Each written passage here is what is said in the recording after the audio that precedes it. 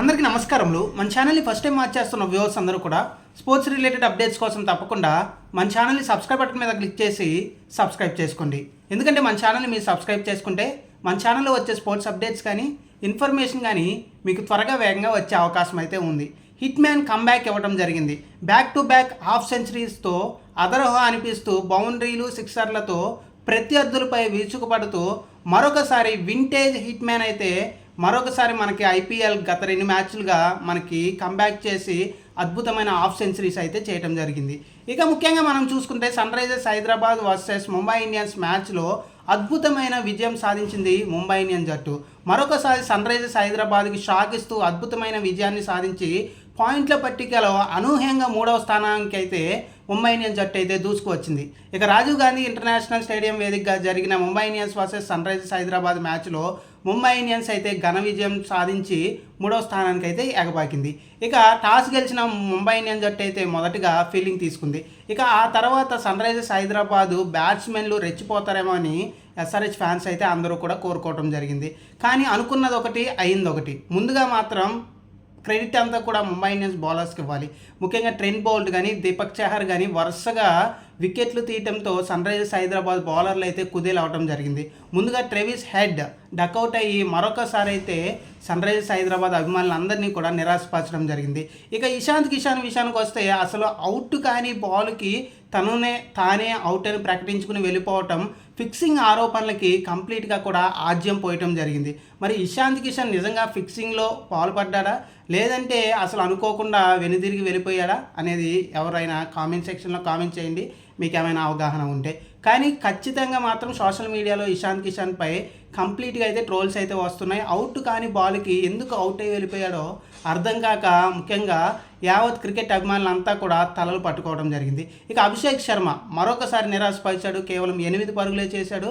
ఆ తర్వాత నితీష్ కుమార్ కూడా కంప్లీట్గా విఫలం అవడంతో ఒక పక్కన ట్రెంట్ బౌల్ట్, మరొక పక్కన దీపక్ చహర్, ఇంకొక పక్కన బుమ్రా ముగ్గురిని ఎదుర్కోలేక Sunrisers Hyderabad top order అయితే చేతులు ఎత్తేసింది. ఒకానొక దశలో కనీసం 50 పరుగులైనా చేస్తారా అనుకున్న స్థాయిలో హెన్రిక్ క్లాస్ని వచ్చి సన్ రైజర్స్ హైదరాబాద్కి ఒక ఊపేశాడని మనం చెప్పుకోవచ్చు. బౌండరీల వర్షం కురిపించాడు. రాజీవ్ గాంధీ ఇంటర్నేషనల్ స్టేడియంలో 71 పరుగులతో తన సత్తాని మరొకసారి నిరూపించాడు. ఆపద్ బాంధవుడిలాగా సన్ రైజర్స్ హైదరాబాద్ జట్టుని ఆదుకుని గౌరవప్రదమైన 143 పరుగుల స్కోర్ రావడంలో కీలక పాత్ర పోషించాడు. 4లు 6ల వర్షం కురిపించాడు. ముఖ్యంగా 10వ ఓవర్ 11వ ఓవర్ అద్భుతంగా అయితే రాణించడం జరిగింది. అద్భుతమైన బౌలర్లను కూడా తనదైన స్టైల్లో బుమ్రా లాంటి అలాగే పుతీర్ లాంటి బౌలర్లను కూడా 4లు 6ల బౌండరీల వర్షంతో మరొకసారి రాజీవ్ గాంధీ ఇంటర్నేషనల్ స్టేడియంలో సన్ రైజర్స్ హైదరాబాద్ ఫ్యాన్స్కి ఫుల్ జోష్ని అయితే ఇవ్వడం జరిగింది. ఇక ముఖ్యంగా క్లాసింగ్తో పాటుగా అభినవ్ మనోహర్ ఇంపాక్ట్ ప్లేయర్గా వచ్చి తన ఇంపాక్ట్ చూపించడం జరిగింది. 43 పరుగుల వరకు చేయడం జరిగింది. ఇక తర్వాత వీళ్ళు అవుట్ అయిన తర్వాత కంప్లీట్గా హర్షిత్ రాణా కానీ ప్యాట్ కమిన్స్ కూడా అనుకున్న స్థాయిలో లాస్ట్లో ఏం పరుగులు చేయలేకపోవడంతో 143 పరుగులు చేసి 144 పరుగుల టార్గెట్ని అయితే ముంబై ఇండియన్స్ జట్టు ముంచి అయితే కంప్లీట్గా మన సన్ రైజర్స్ హైదరాబాద్ జట్టు అయితే ఉంచింది. ఇక ముఖ్యంగా ముంబై ఇండియన్స్ బౌలర్లో బౌల్ట్ అయితే ఈసారి ఖచ్చితంగా అద్భుతంగా వేశాడని మనం చెప్పుకోవచ్చు. 4 వికెట్లు పడగొట్టి సన్ రైజర్స్ హైదరాబాద్ బ్యాట్స్మెన్లు కంప్లీట్గా పెవిలియన్ బాట పట్టి కకలా వికలం అయ్యేలాగా ముఖ్యంగా బౌల్ట్ అయితే బాగా అద్భుతంగా బౌలింగ్ చేయడం జరిగింది. దీపక్ చహర్ మరొక ఎండ్లో 2 వికెట్లు, హార్దిక్ పాండ్యా 1 వికెట్, బుమ్రా 1 వికెట్తో మరొకసారి ముంబై ఇండియన్స్ బౌలింగ్ డెప్త్ ఏ విధంగా ఉందో మిగిలిన టీమ్స్ అన్నిటికీ కూడా హెచ్చరికలు పంపించడం జరిగింది. ముఖ్యంగా చాలా అద్భుతమైన బౌలింగ్ లైనప్ ఉందని మనం ప్రివ్యూలో కూడా చెప్పుకున్నాం. ఆ విధంగానే ముంబై ఇండియన్స్ బౌలర్లు అందరూ కూడా చాలా అద్భుతంగా బౌలింగ్ చేయడం జరిగింది.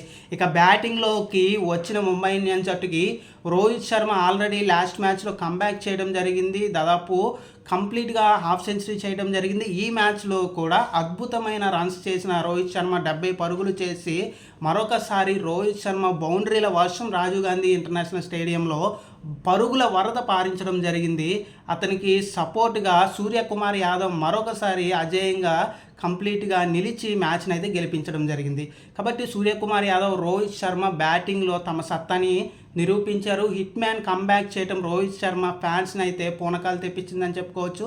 వరుసగా 2 అర్ధ సెంచరీలతో మరొకసారి వింటేజ్ రోహిత్ శర్మని మనమైతే చూస్తున్నాము. కాబట్టి రోహిత్ శర్మ ఇలాగే ఆడితే ముంబై ఇండియన్స్కి ఖచ్చితంగా ఈ సంవత్సరం కప్ వచ్చే అవకాశం అయితే ఉంది. కాబట్టి అనూహ్యంగా ముంబై ఇండియన్స్ జట్టు అయితే కంప్లీట్గా టాప్ 4లోకి రావటం ఇదే మొదటిసారి ఈ సంవత్సరం.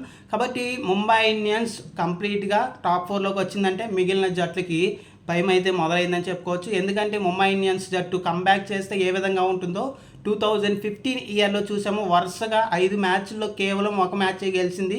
ఆ తర్వాత కంప్లీట్గా కంబ్యాక్ చేసి ఎలిమినేటర్ కానీ క్వాలిఫైయర్ కానీ అలాగే ఫైనల్కి వచ్చి ఆ తర్వాత ఛాంపియన్స్గా నిలిచింది. మరి 2015ని మళ్ళీ 2025లో రిపీట్ చేస్తుంది. వరుసగా ఓటములు పాలయ్యి ముంబై ఇండియన్స్ చివరి స్థానాల్లో ఉన్న ముంబై ఇండియన్స్ జట్టు కంప్లీట్గా కంబ్యాక్ చేసి వరుసగా 4 విజయాలతో టైటిల్ వేటలు అయితే ముందుందని చెప్పుకోవచ్చు. కాబట్టి ముంబై ఇండియన్స్ జట్టు అయితే 9 మ్యాచ్లు ఆడి 5 విజయాలతో ప్రస్తుతం పాయింట్ల పట్టికలో 3వ స్థానంలో ఉండటమే కాకుండా ఇటు మనం చూసుకుంటే నెట్ రన్ రేట్ని కంప్లీట్గా కూడా బాగా పెంచుకుంది. వరుస విజయాలు ఘనంగా గెలుచుకోవడంతో ముంబై ఇండియన్స్ అయితే టాప్ 2లో కూడా రానున్న రోజుల్లో చేరే అవకాశం అయితే ఉంది.